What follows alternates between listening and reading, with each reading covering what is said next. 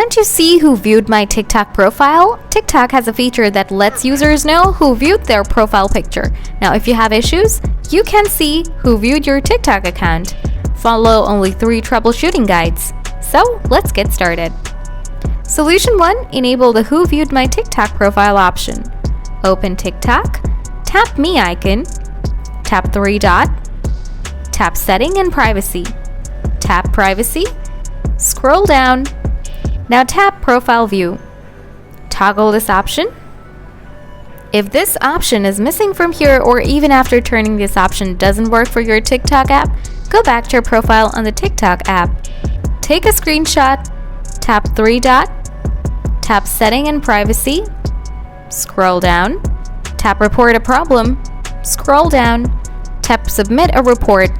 Explain your issues and tell them, I can't see who viewed my TikTok profile. Please fix my problem on TikTok. Now add that screenshot, tap Submit. There you are. After following the processes, now if you still have anything to ask, please ask me in the comment section. Thanks for watching. See you again.